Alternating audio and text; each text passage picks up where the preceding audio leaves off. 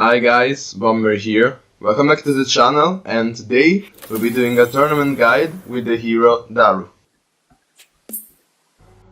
Before starting the draft, I want to give you guys some tips on how to draft the Daru and which cards and synergies are available and are the best for this hero. But before doing that, we need to first look at our hero, and by that I mean his hero power. And his hero power reads +1 draw per turn and +1 end sides. So the things going on with this hero power are multiple things. The first of all is that it actually acts a bit like Pocky, because you will usually have one more coin in hand, because you will draw one more card, and one of those cards will usually be a coin. And so for that reason you will have one more gold per turn. So every card that works well with that more economy are fine. Also, we will obviously have one more card in hand to play and do stuff. And for that reason, cards that synergizes well with having and playing more cards per turn are better. And also, since we are drawing one more card, we have one less card in the deck every turn. And so every card that synergizes well with having one less card or more in your deck also work well with Daru.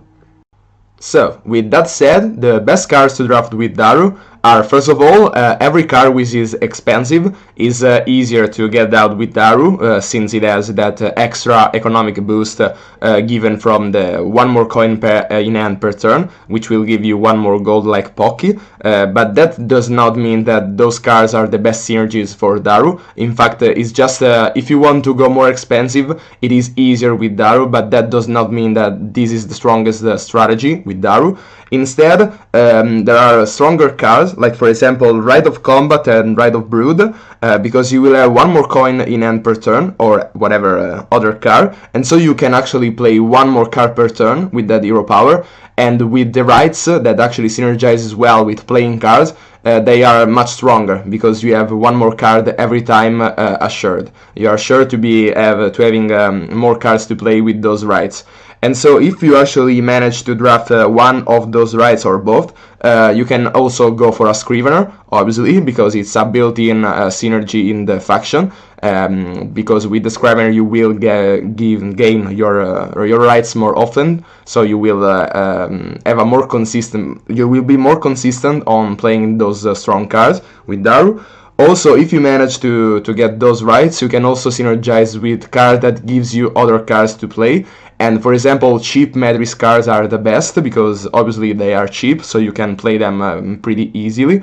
And also the best cards are Deceit and Impersonate, because Deceit, actually you play Deceit, so that's one card, and you also gain 2 cards from your opponent. So you have 3 cards played in only one card, which also costs 0, by the way. And Impersonate is pretty similar, but it gives you 2 cards, the Impersonate itself and the card that you steal from your opponent's hand. So that's 2 cards in one for also the cost of 0. So those are pretty good synergies if you have the rights, but they are also fine cards by themselves, so they work pretty well with Daru if you have the rights. And also any Vespitole cycling cards really synergizes well with Daru, because as I said, you will have less cards in your deck, and so every Vespitole card will have more chances to draw a non-coin card, because a coin will be either in your hand or you will have already cycled to it. And so for that reason Vespitole is much stronger in Daru, and so that's why every Vespitole card works well. The cheapest, the best. So for example, cards like Collect Taxes or Court Intrigue and stuff like that. Allies also are fine, but they can cycle, and so they do not exploit at the fullest the synergy that they have with Daru. So with that said, let's just jump into the draft.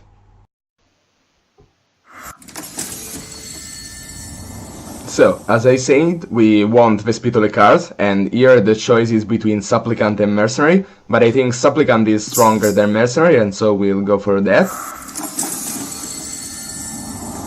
Then we have Rite of Brood, which is obviously an auto pick, as I said, is the strongest card for Daru.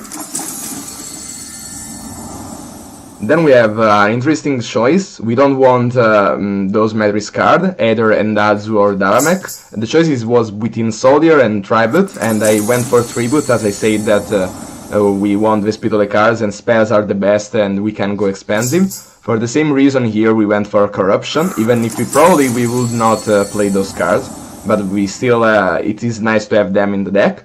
Then here another time we can go for Sabotage or Embezzle, because they will not get into our deck and they are cheap Madris cards.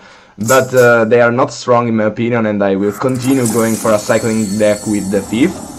Then here the choice is obviously Stratagem, because it's the best card in the tournament, so we'll go for that.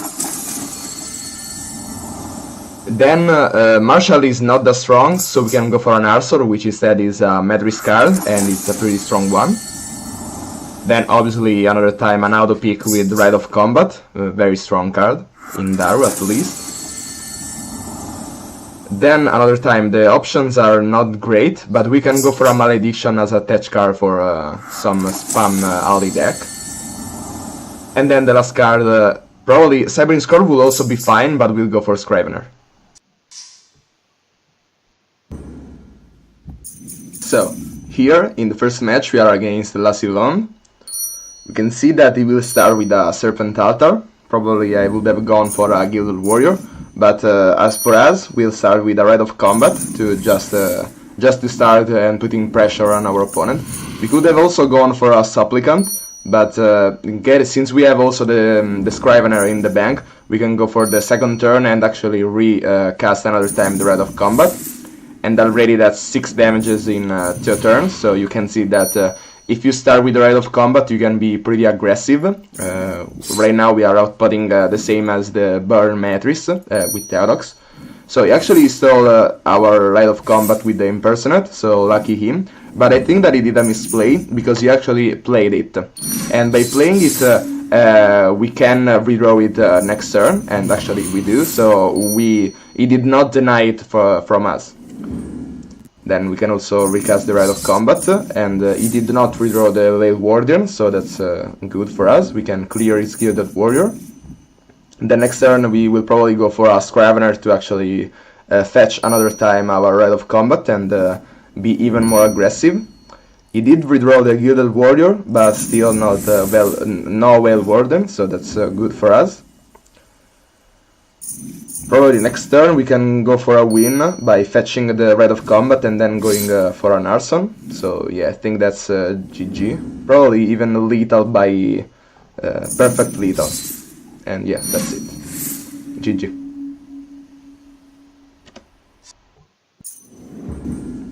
So, in the second match we are up against Yukemi as Vexilius. So in the first turn we couldn't do anything, so we just played the coins and passed. He starts off with a Song of Spring, so we'll go for a Rite of Brood as our usual plan.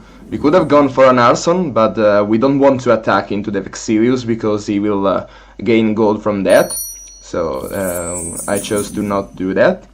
So he goes for a Bishmog, and I didn't know that the Bishmog, yeah, when it attacks, it actually counts as an enemy, so the Vexilius gains gold from those attacks. But we went for a Supplicant just to threaten a bit the board, to actually start and gain some magic, and to force our opponent to kill it. Then we go for a Scrivener and a Rite of Brood to just get resources. And I went for the Arson just because he had 7 resources, so that I could remove his resources and not give him any more gold. So let's see. And also I did not kill the flowers because the Bishmog would have done it for me. And yes, it is 3 more magic, but I prefer to then kill the Bishmog next turn, as I did. Next turn we'll probably go for a Rite of Brood, and then we can go for a strong combo, which is Scrivener into Stratagem, so that the Scrivener will survive for sure, and we can redraw another time the Rite that we have in the deck. So pretty strong combo.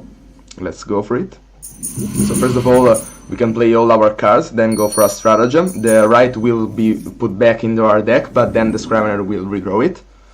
So very nice. Also we have another Scrivener if we want to redo that next turn. We went for a Corruption just because we managed to have those many skulls. And I think that's probably GG because we draw a Supplicant, and that's lethal. So GG.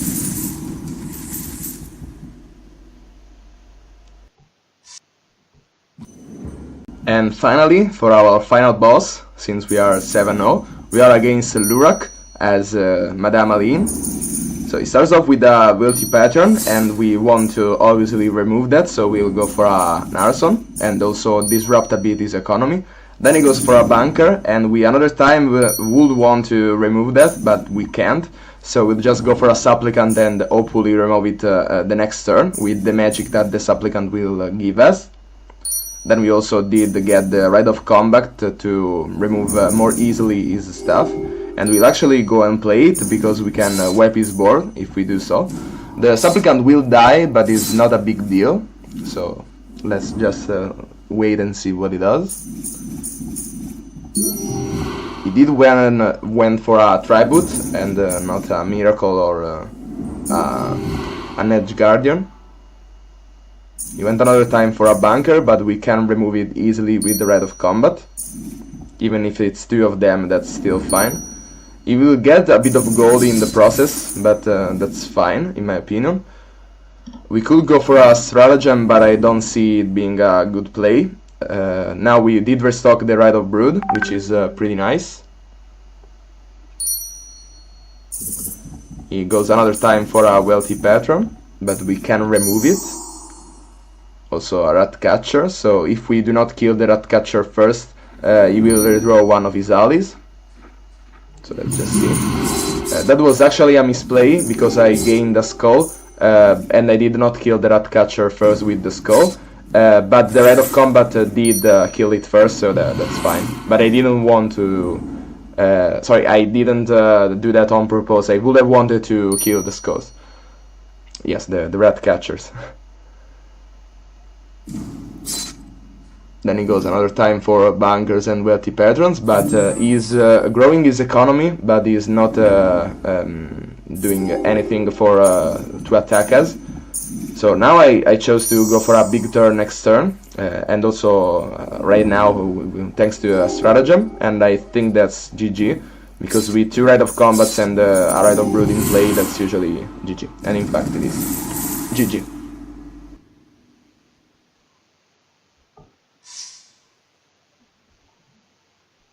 So, that's it for this video, hope you liked it and find it useful. Be sure to leave down below a comment to let me know what you want to see in the next videos, and as always, see ya!